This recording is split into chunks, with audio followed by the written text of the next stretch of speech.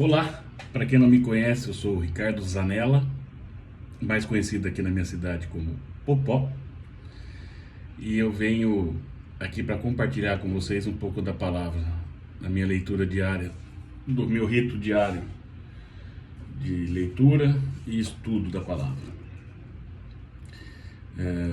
Mostrar como alguém que até outubro de 24 nunca tinha aberto uma Bíblia de fato para ler e estudar, e como aí em menos de um ano tanta coisa já aconteceu e já mudou na minha vida.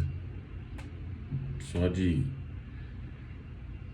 estar perto, de trazer a presença de Deus para perto da gente. Deus é realmente maravilhoso, abre portas, abre caminhos, desde que a gente esteja disposto a honrá-lo, né? Comecei a ler a Bíblia em outubro de 24. Em dezembro, se eu não me engano, eu vi o Tiago Rocha, que é um cara fantástico para quem quiser estudar a palavra um pouco mais a fundo, um pouco mais de conhecimento. Sei que já está avançado. Segue ele, @Tiago Rocha BR, Tiago sem H. Ele tem um entendimento da palavra sensacional. E aqui a gente fala, voltamos, sem religião, tá? Sem nenhum viés religioso, e sim um viés espiritual. Falo de espiritualidade, não de religião.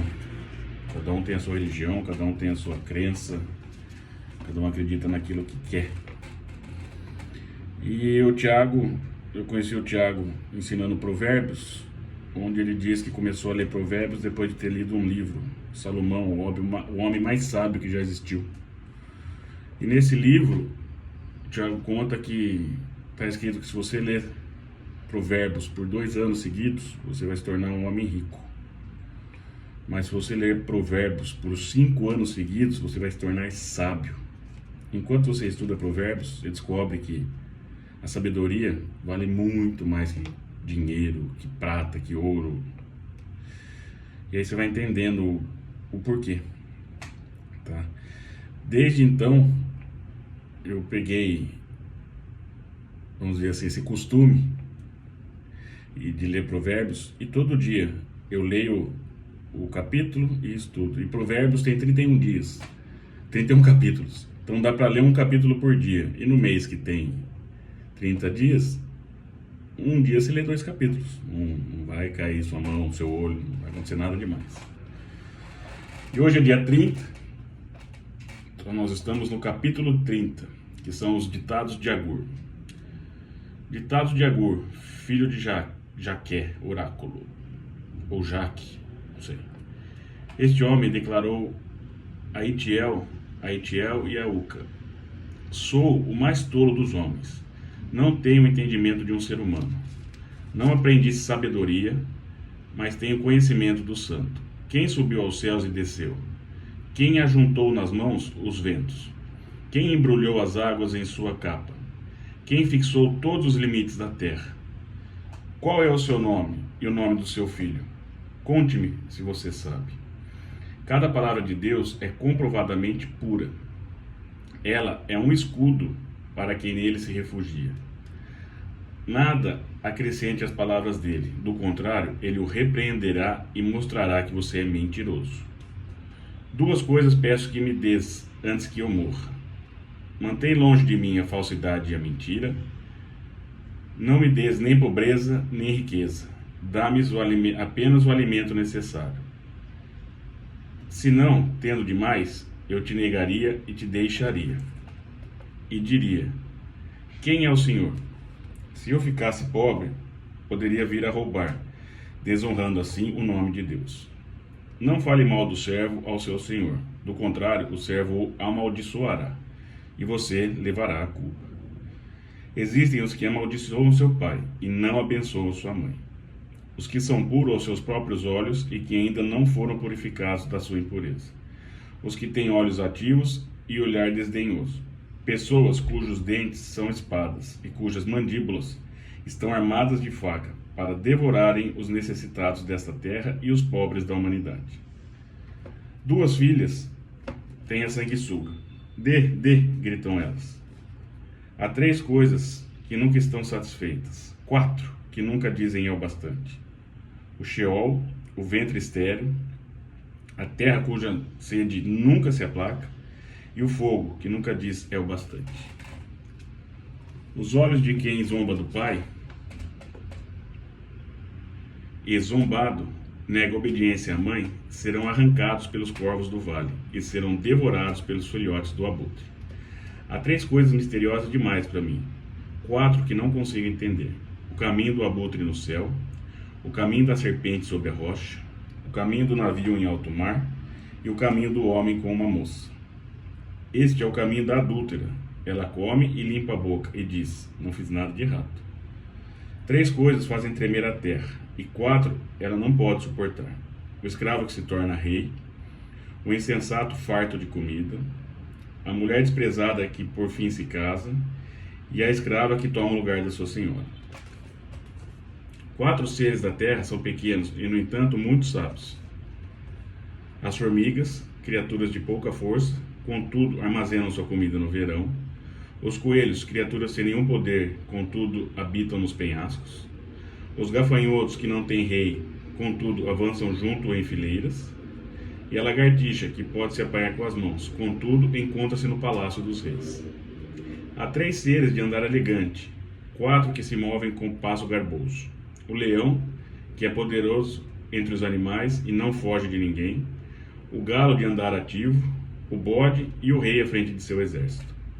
Se você agiu como tolo e exaltou-se a si mesmo, ou se planejou o mal, tape a boca com a mão, pois assim como bater o leite produz manteiga, e assim como torcer o nariz produz sangue, também suscitar a raiva produz contenda. Isso foi o capítulo 30. E aí, como eu sempre faço, depois de estudar, depois de terminar de ler, eu aprofundo um pouco em cada capítulo.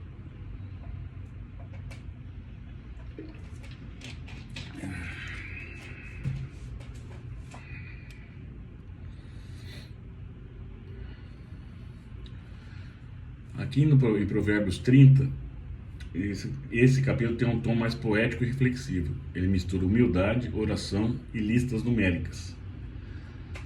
Tá? Isso era bem característico do estilo hebraico de sabedoria da época. O tema central aqui é a humildade diante da grandeza de Deus, contentamento e observação da vida para aprender sabedoria. A gente vai aprender a sabedoria se a gente tiver humildade diante do Criador, contentamento e conseguir observar o que é natural. É muito louco, mas se a gente conseguir observar a natureza com a mente aberta, a gente consegue aprender muita sabedoria, só de observar tudo que é natural. No capítulo de 1 a 4, no versículo de 1 a 4, ele reconhece a humildade. Agur se reconhece limitado. Sou o mais tolo dos homens, eu não possuo sabedoria.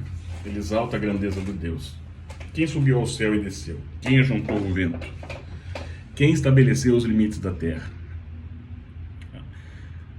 Se a gente entrar na parte prática aqui, se a gente reconhecer os limites, a gente abre espaço para a verdadeira sabedoria. Quando a gente reconhece que a gente não sabe, a gente aprende. Tudo que sei é que nada sei. É mais ou menos isso. Os versos 5 e 6 são palavras de pureza.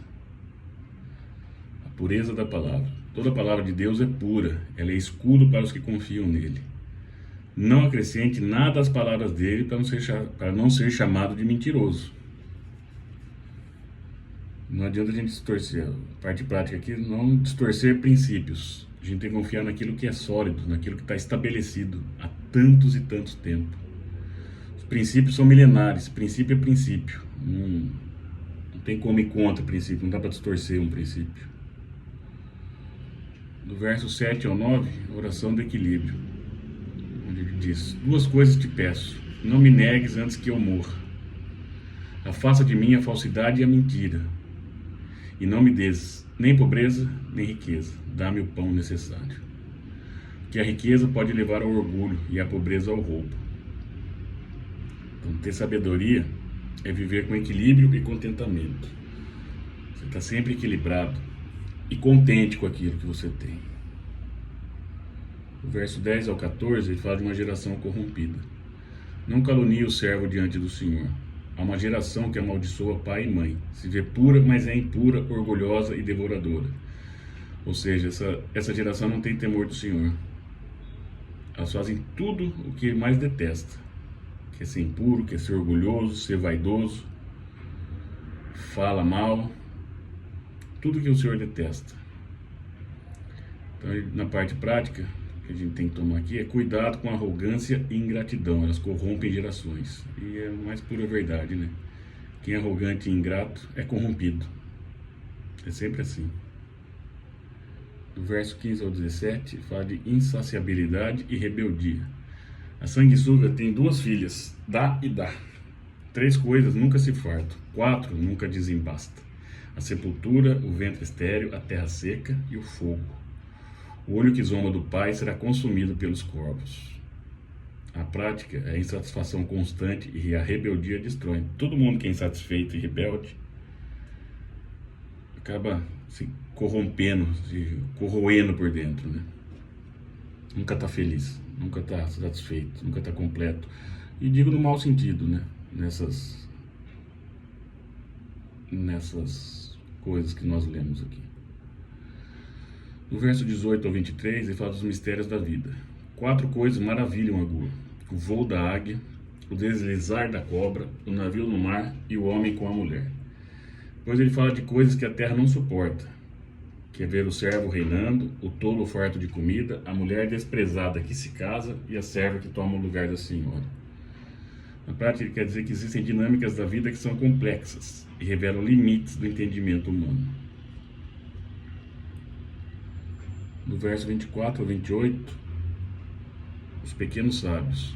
4 seres pequenos, mais sábios: as formigas, que trabalham e guardam alimento no verão; os coelhos, que são fracos, mas fazem morada segura nas rochas; os gafanhotos, que mesmo sem reis avançam em fileiras organizadas; e as lagartixas, que mesmo pequenas encontram moradas até nos palácios. Aqui está dizendo para a gente que a sabedoria não está no tamanho, mas está no preparo, na segurança, na unidade e na ousadia de cada um.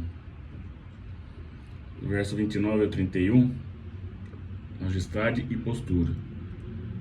4 criaturas que andam com imponência: o leão, o galo, o bode e o rei. A postura gera firmeza. Postura e firmeza geram respeito. Perdão. Então, se você tem postura e você é firme, você vai ser respeitado. E do 32 ao 33 é o desfecho, o fechamento desse capítulo. Se você exaltou ou tramou o mal, põe a mão na boca. Assim como o bater do leite produz manteiga e o socar do nariz produz sangue, a força da ira produz contenda. Autocontrole evita destruição. A gente precisa ter autogoverno, a gente precisa saber controlar as nossas emoções. Se a gente for resumir o capítulo 30, a gente pode resumir ele em 6 chaves. Chave 1, reconhecendo os limites. A humildade abre espaço para a sabedoria. A chave 2, confia na palavra sólida, não adicione nem distorça, não tenta mentir, inventar história. A chave 3 é buscar equilíbrio, nem pobreza nem riqueza, mas contentamento, ser grato por aquilo que você conquista e tem. Chave 4, cuidado com a arrogância e a ingratidão. Isso aí destrói gerações, destrói uma casa, destrói filho, neto. É complicado. Chave 5, aprenda com a natureza. Os pequenos ensinam grandes lições. Aquilo que eu estava falando, tudo que é natural, se a gente conseguir entender a natureza, tem muita sabedoria. E 6, sabe, a 6ª chave, postura e autocontrole. Firmeza sem ira gera respeito. A gente não precisa ser irado, a gente não precisa ser bravo, briguento, para poder ter respeito das pessoas. Esse capítulo é quase que um manual de humildade e contentamento. É isso, gente. Espero que isso seja bom para alguém e que nós sejamos sal e luz nessa geração. Um grande abraço.